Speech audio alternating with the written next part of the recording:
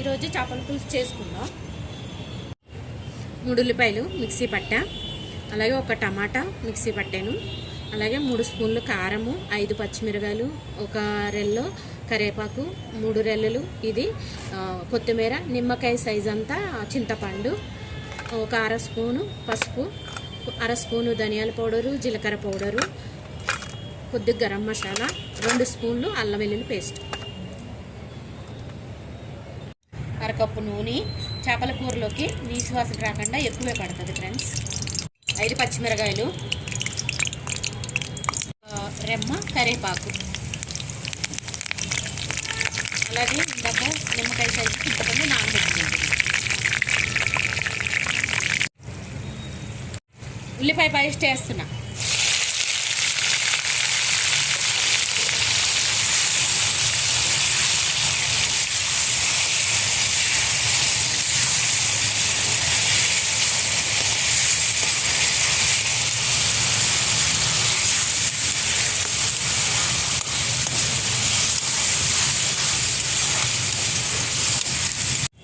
అల్లం వెల్లుల్లి పేస్ట్,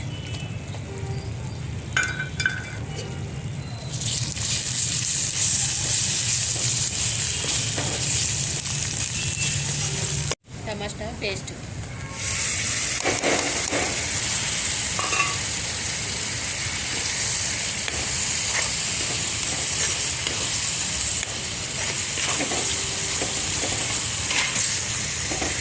నూనె తేలుతుంది కదా, ఇప్పుడు ఉప్పు,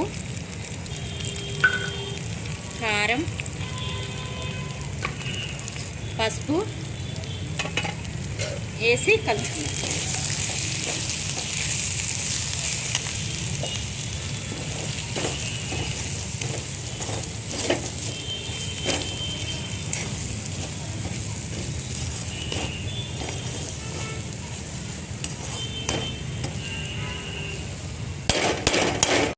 పచ్చి వాసన పోయే వరకు కలపాలి.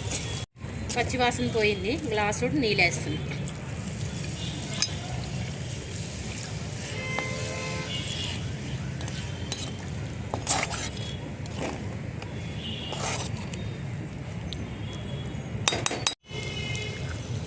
చింతపండు పిసుకుతున్నాం. ఇది మరిగేలాగా చింతపండు పిసుకుతున్నాను. ఇలాగ ఆయిల్ పైకి తేలింది కదా, చింతపండు పిసికాను, పోసుకోవాలి.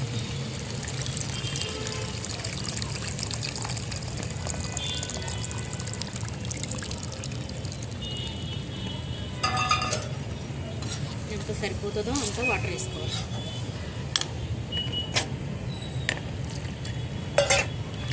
కొద్దిగా వాటర్ పడుతుంది, వేస్తున్నాం.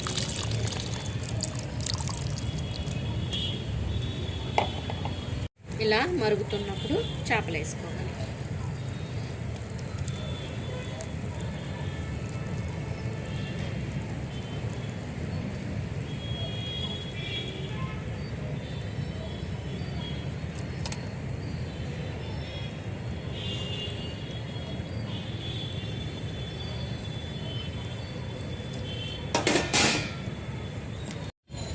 పులుసు మరిగాక ముక్కలు వేసుకున్నాం కదా, ముక్కలు వేసాక మట్టికి గరిటె మట్టికి పెట్టకూడదు, ఇట్లా ఇట్లా అనుకోవాలి, 2 సైడ్లు పట్టుకొని, లేకపోతే ముక్కలు ఈడిపోతాయి అన్నమాట. ఓకేనా? ధనియాల పొడి, జీలకర్ర పొడి, అలాగే కొంచెం చికెన్ మసాలా, మెంతి పొడి, ఆవు పొడి, లాస్ట్ కొత్తిమీర.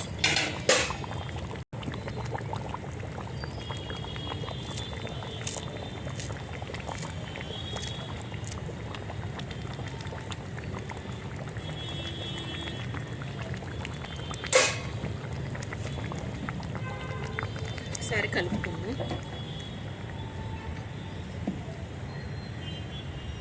గరిట అస్సలు పెట్టకూడదు.